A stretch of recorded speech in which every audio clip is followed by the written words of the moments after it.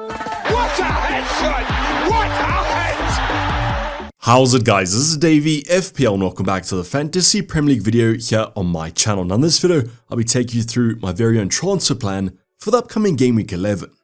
So could Game Week 11 actually be the week we finally use the bench boost? The bench looks pretty decent, but is it bench boost worthy? I'll be going over that in this transfer plan video. But don't worry, in true fashion, I'll be going over the current game week. Still have one fixture coming up tonight where I have two players to feature. So basically guaranteed a green arrow whatever happens tonight.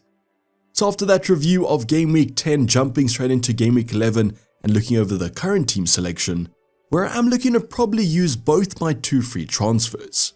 So if that's something you guys are interested in, sit back, relax, and let's get straight into it. So going over a quick recap of how game week 10 is currently progressing. As mentioned, I still have two players tonight in Everton vs Sunderland, and that's going to be Michael Keane as well as Dayvy. So fingers crossed both these two assets, maybe an Everton clean sheet and an Dayvy goal, as then we'll be shooting up the ranks even higher than the current 4.4 million. So even though the rank doesn't look the best, at least it was a nice little green arrow with potential tonight, and that was thanks to a total of 75 points. Now with one eye on game week 11, as you guys can see, two free transfers and 0.2 in the bank, so not a lot of money to actually play with. Now fingers crossed both these two options do feature tonight because the bench is looking pretty bad. At least I didn't bench boost this week. So Dubravka got a nice 2-pointer, Rodon and Struck both with the 1-pointers. Just note that Struck wasn't in the starting 11 and actually came off the bench. Otherwise, Senesi with those lovely DEFCON points against Man City was never going to play him. So let's just hope that Michael Keane can outperform these other bench options. Fingers crossed he does, as the Sunderland game should be a pretty good one. Now between the sticks, Raya just keeps on ticking along nicely. It's just the same story every single week, the 6-pointer, the clean sheets but no saves. That Arsenal defense at the moment is just too good. If you guys did watch the game though, Burnley did kind of get a last-minute free kick, which hit the post and could have narrowly gone in. So maybe a little bit lucky there, but that Arsenal defense, the XG is just so low in every single game. There might be the question of is Raya worth it though, as he gets basically no save points. A player from the same team that's definitely worth it, basically his weight in gold, is going to be Gabriel. Another double-digit return, a 12-pointer in game week 10. Honestly, might actually be even more essential than Erling Haaland at the moment, just because not only is he getting the clean sheet points, he's basically one of Arsenal's main attackers. The XG from open play might be bad, but the XG from set pieces is off the charts, and Gabriel got an assist in game week 10. Now my transfer in this week was actually going to be Anderson. I brought him in for Van de Ven. Just shows you what Van de Ven does when I don't have him on my bench. Now it was quite close between Anderson as well as Richards, both actually ended up keeping the clean sheet. As soon as Anderson had a chance of featuring though, I just prefer the Fulham fixtures at the moment. Even with tougher fixtures though, he does usually get those DEFCON points. Unfortunately, that Wolves got a red card in this fixture, so he wasn't doing much defending in this fixture. I would probably say if there was no red card, he might have got DEFCON, but might have also lost the clean sheet, so I'm going to count my points. But yes, you guys are probably noting, if Michael Keane keeps the clean sheet, it's going to be a full house. So fingers crossed that happens. Now midfield department unfortunately wasn't as good. We had Bruno Fernandes getting an assist, but no DEFCON this week, only the 5-pointer. Now United being brought back to size against Nottingham Forest, unfortunately. They did score 2 goals, but Bruno only got the 1 assist. They'd outperform Mbeumo this week though. Otherwise, Semenyo, it is a tough game against Man City away any day of the week. But I was quite frustrated with Enzo because the stats are looking good, just the FPL points aren't there. Just seems like we are quite reliant on him getting a penalty if we are to get some attacking returns. As mentioned, those stats did look pretty good in game week 10. Now let's hope that Dayvy does kind of revive this midfielder performance, because game week 10 wasn't that great. It basically was the game week of the forwards. So thankfully, look what happens when my forwards actually decide to do something. The green arrow is basically confirmed. Expected from Erling Haaland, a lovely brace for the 13-pointer. I guess if you guys did captain Gabriel versus Haaland, the points difference was only 1. Haaland is just on a different planet at the moment though. Our transfer in Mateta, we did take out João Pedro, so both these two players did match each other in Game Week 10. I do prefer Mateta though for the medium term. Just another great asset. Crystal Palace looked pretty decent. No real complaints there. I will always take a 9-pointer. And even Gyökeres returned a goal in Game Week 10.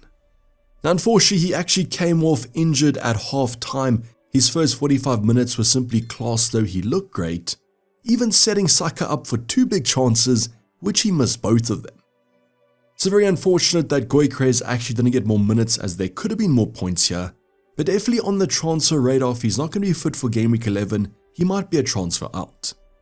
I will thank him though for his nice 7-pointer that added to the 75 points total and a nice little green arrow.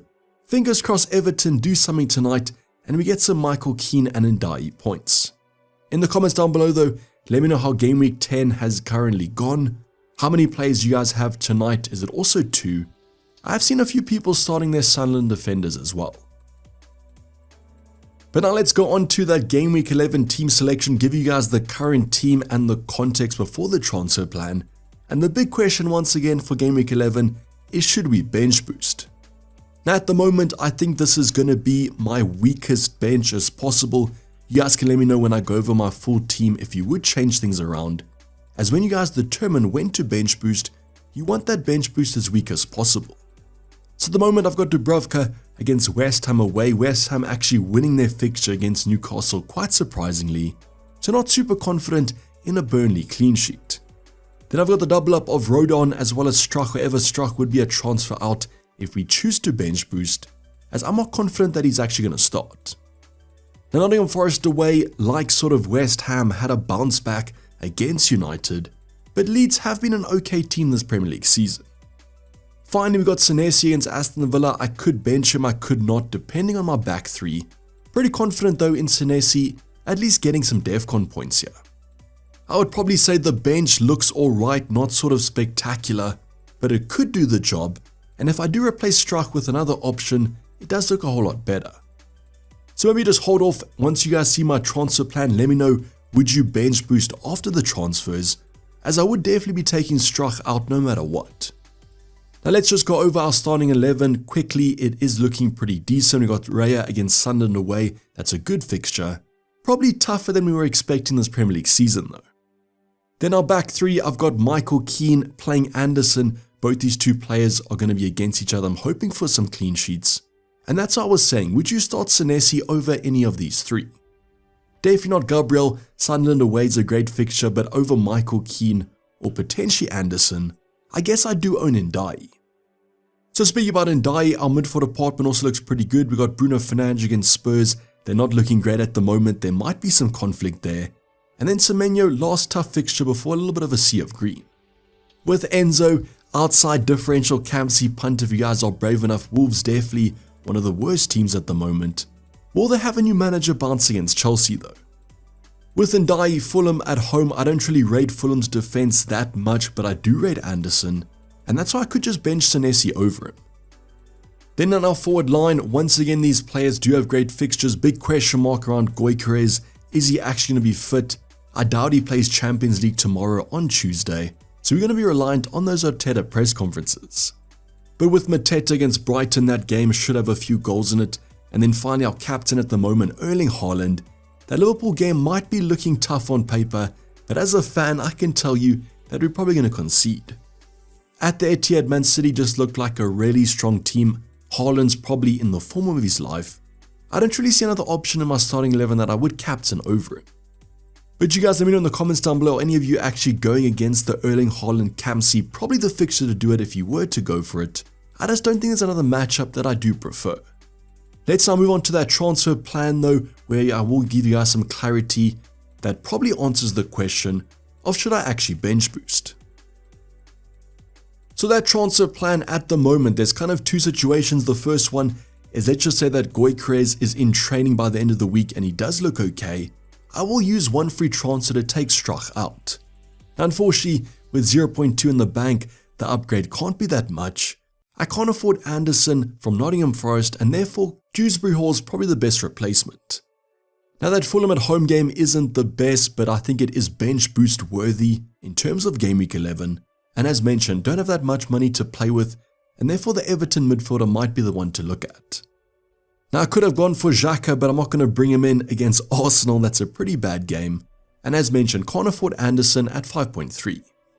So if I was to go for KDH or Dewsbury Hall replacing Struck, would you guys think the bench boost is now a lot better? Definitely in terms of starting positions, not really confident of Struck starting, whereas Dewsbury Hall should be the player. I think this is probably edges me to use activating the chip. But a completely different situation is going to be if kind of Gyökeres is not confirmed to be back in training by the end of the week. As mentioned, relying on Arteta's press conferences might be quite tough. So if Gyökeres is out, I don't want you guys to laugh, but a potential move might be actually going for João Pedro. I know we just took him out last week. It's just the fact that those Wolves-Burnley-Leeds games are so enticing and does give us enough money to do a decent upgrade on Struck. So I know what you guys are probably thinking, probably unsubscribing as we speak, but literally João Pedro might be an option, and it's just the fact that there's hardly any forwards if Gyökeres is out injured. Another cheaper option might be Thiago from Brentford on penalties. The fixtures do look okay. I mean, Newcastle just lost to West Ham, so Brentford could do well against them, and fixtures medium to long term aren't that bad. Does give me even more money to use for a Struck upgrade, but I don't really need it, as most midfielders are quite budgetly priced. So out of these two, I do prefer João Pedro as purely the fixtures. But Thiago probably the better medium term hold, probably the safer option, but this would only be if Gyökeres is confirmed out. So I kind of alluded to the fact that I could therefore upgrade Struck with a bit more money, and I don't really need that much, only 1.6 to Saar. Now Minter from Brighton is also an option, but I do prefer Saar. I guess both players are featuring in Game Week 11 against each other, but I just prefer the stats from Saar as well as Crystal Palace. Now this does leave me with a massive benching headache going into kind of Game Week 12, 13, 14, but that's probably a good problem to have, and does make the bench boost in Game Week 11 look a lot better. This transfer combination though is only if we are going to have confirmed news that Gyökeres is out, otherwise I might just chance it and hope that he plays. After seeing the kind of Game Week 10 performance, he did look pretty good, and therefore until Havertz is back from injury, he should be the main starter. So two kind of very different transfer situations, all dependent on if Gyökeres is back or not.